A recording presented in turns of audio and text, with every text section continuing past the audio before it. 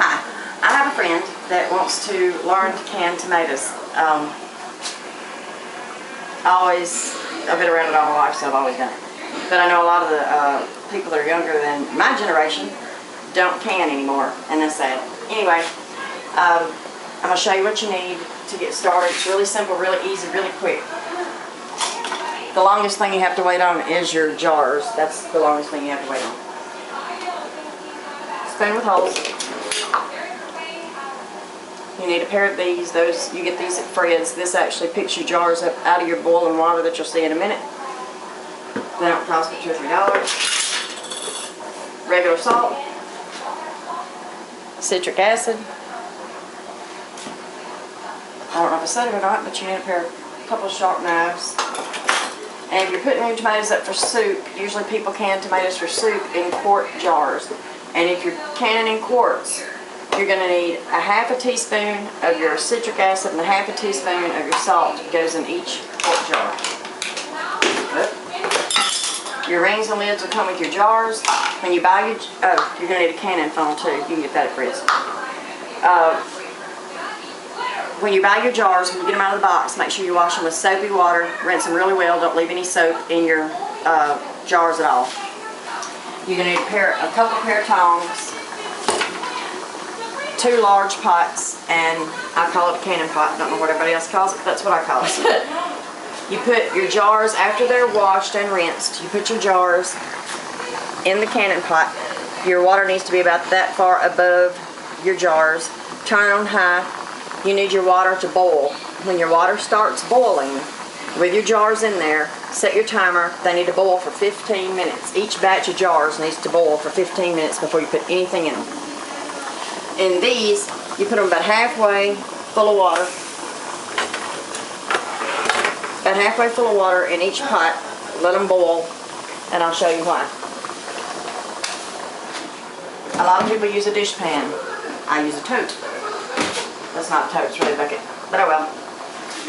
When you put your tomatoes in that boiling water back there,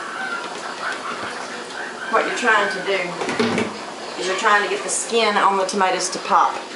And when it pops, you need a sink full of cold water too. You let it sit in here until they get cool. But when you take them out of that boiling water and you sit them over here, you're going to have to peel them. You don't want to stand here with a knife and peel your tomatoes. So that skin pops, tomatoes peeled. Done.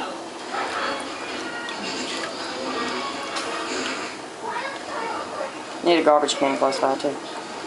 And then you just peel them and you drop it over there. Let me throw this away and I'll show you. Get them out of the water.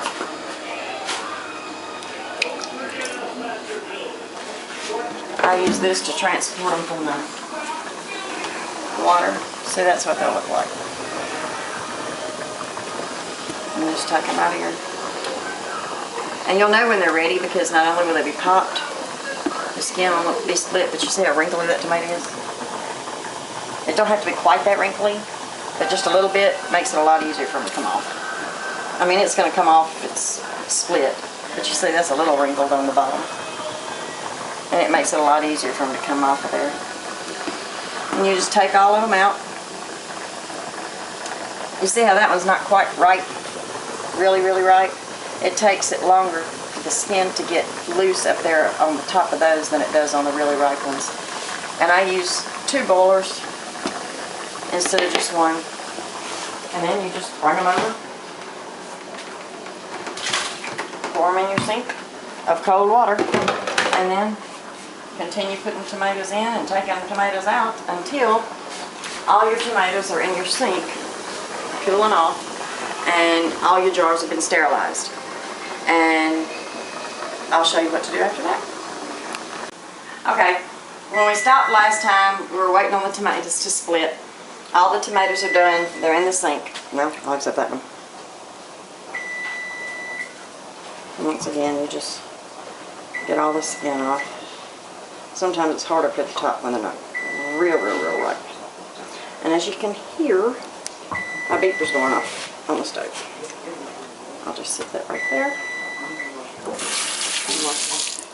Now, your jars you want to make sure you keep your sterile jars separate from your non-sterile jars, because if you get a mixed up, you get to start all over again. Be very, very, very, very careful. These are probably not the best things to use. You need something with rubber or silicone or something on the bottom, but my silicone ones are short. Needless to say, I would burn my fingers. So, you pick your jar up, pour your water out, and transport it somewhere where you can let it sit until you're finished. I want to show you something real quick. When I get these out, because I learned the hard way that if you don't put these jars in here a certain way, it's going to pop out right in your face.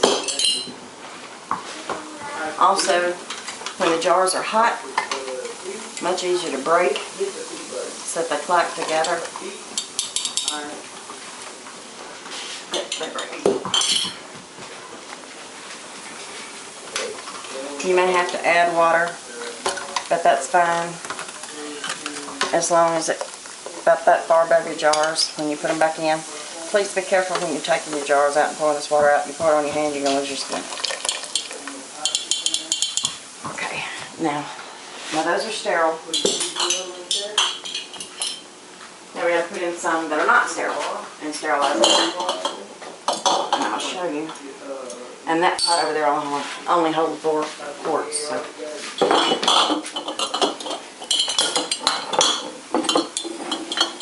When you put them in, I put the bottom in and kind of push it, but you hold the top of it sideways. Don't hold it straight up. Hold it sideways and let it fill up. The bottom, of course, is going to go down first. But kind of ease it up, because if you don't do it like that, that water fills that jar up and pops straight up, and it comes straight in your face. And it's not pleasant. The last one is the one you have to be really careful with, because you don't have the room to really get it sideways.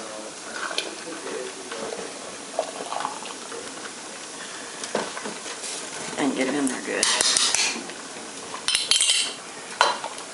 Ignore my kitchen, I've been canning for days. Alright, this one, see, I don't have the room to get it sideways, so you just do it really, really slow.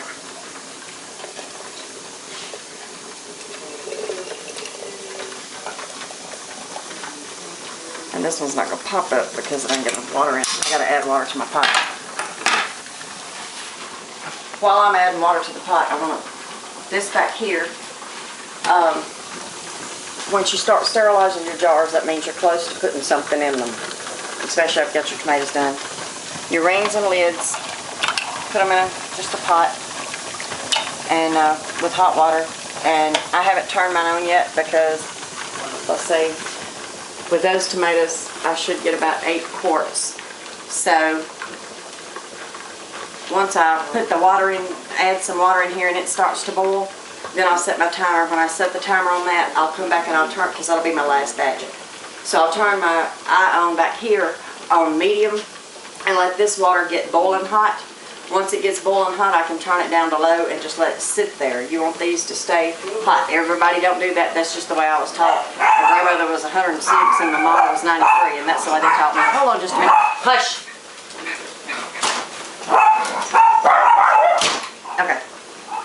And over here, while your jars are, let me add some water.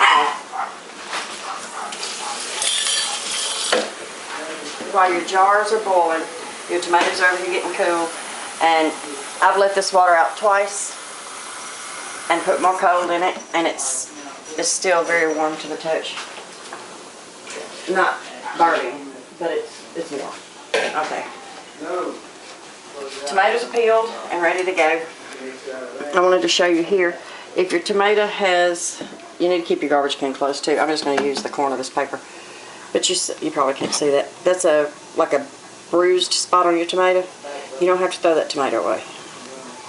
Cut your bruised spot off, throw it away. The bad spot on this one, you don't have to throw that tomato away. We got all that tomato still left. Right here. Just cut it out.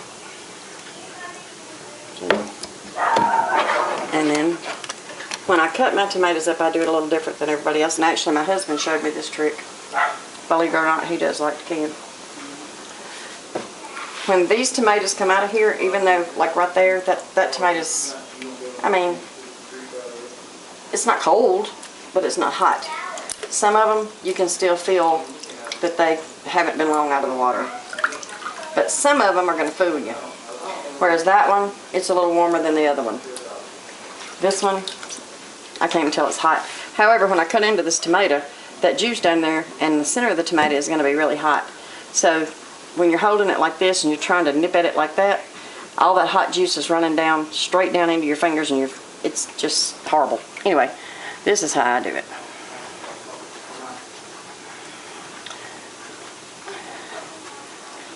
Kind of like if you were going to dice an onion. And just, and there you go. And some of them will still be hot. And when it gets too hot, just flip it over and hold it by the core. And get as much of your tomato off as possible. Of course, if it's got that hard core in it, you don't want it. You don't want the core. But cut as much of it off as you can get. And I always squeeze what's left. And you just do that to every single one of these.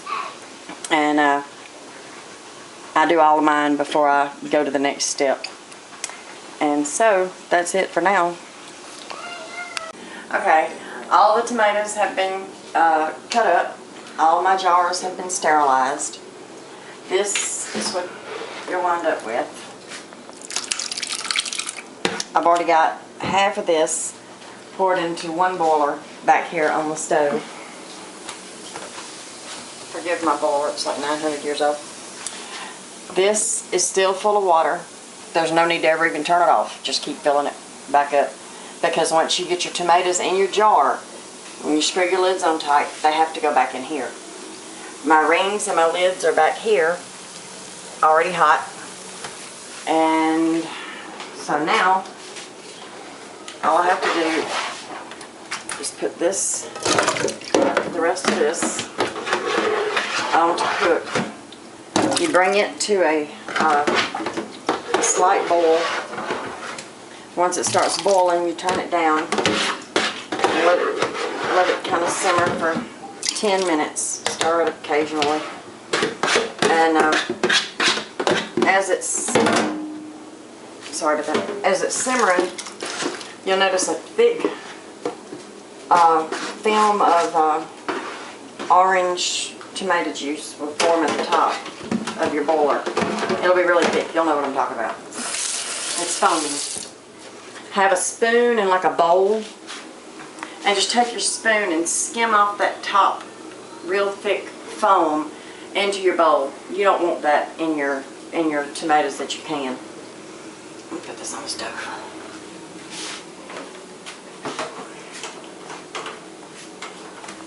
And I start them on high, like I said, until they get to a decent boil. Then I turn them down to medium-ish for another 10 minutes. Okay.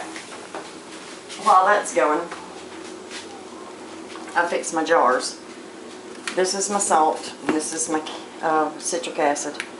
Like I said, you'll use, if you're doing it in quarts, you'll use a half a teaspoon of each per jar. I just like to go and have mine ready that way I don't have to sit there and do it all at one time.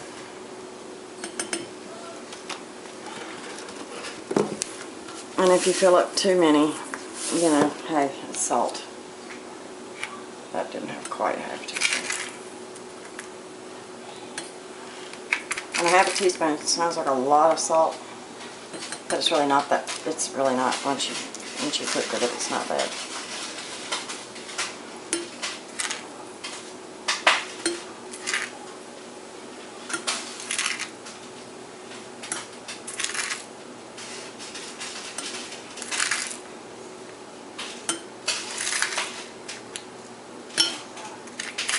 And like I said, you know, everybody does it differently, I'm sure. But my mama canned anything that grew in the ground or on a tree or anything else. And that's who I learned from. So, and it's worked for me. So I'm not going to waste it. Pour it back. And the salt. It'll be alright. I can use it later for supper. Alright, that's all I can show you for now. Sorry there's so many videos, but I don't know how to continue the video and, pause the video and continue, so there'll only be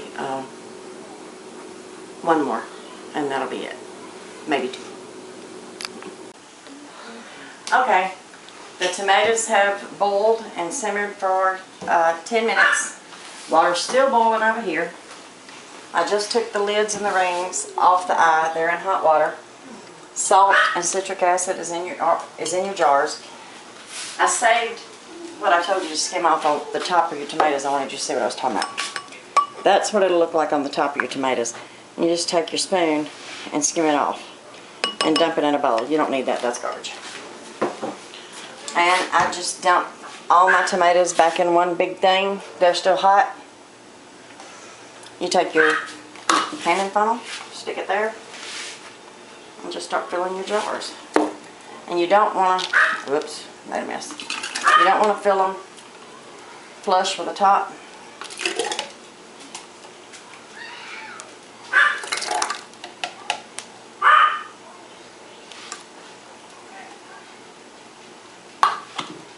That's about all you need to do. When you get it in there, get your lid.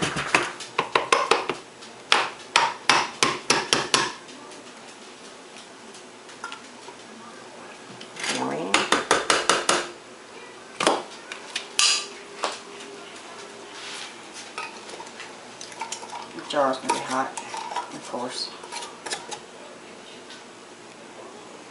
I don't like that one, it's dented.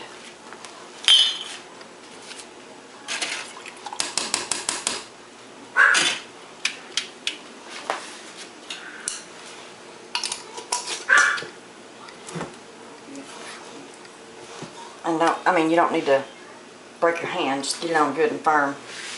When you get it,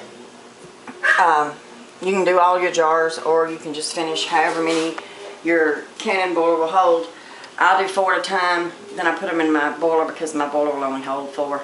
I'm going to show you how I put them in, and that way with the video you don't have to sit and wait on me that long. These funny looking grabbers that I told you earlier, this is what they're for. Because when you put it back in your boiler, that's how you're going to put it in.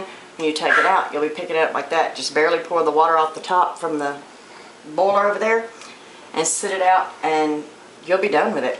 But anyway, you take them, put them in your water. Be careful so the water don't splash out of up in your face.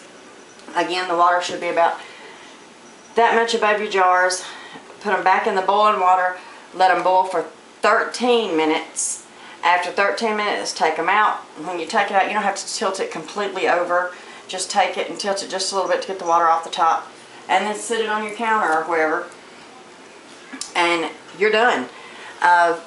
You'll hear them randomly. You'll hear ping, ping, ping, ping, ping, and that's the jar sealing. Up here, there's a little, well, this one don't have it, but it'll pop down anyway. There's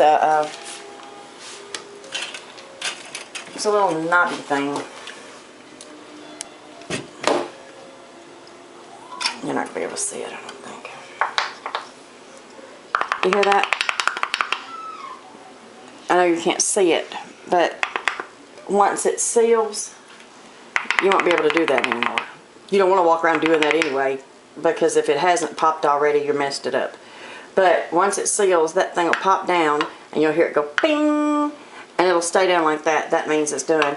The next day after I'm finished, I go back and just barely run my finger over the top of my jars like that to make sure they did seal. I don't go and push them. I just barely run my finger across the top to make sure that did pop down. And then you're done. And when you go to cook your soup, you just open your tomatoes and whatever you want to put in it, or your spaghetti, or whatever you want to use your tomatoes for. You open your tomatoes, pour it in your recipe, and go. It's very easy. I'm sorry there's so many videos. It sounds more intimidating than it is. Don't let it intimidate you. Just jump in and go with it. Alright, that's it.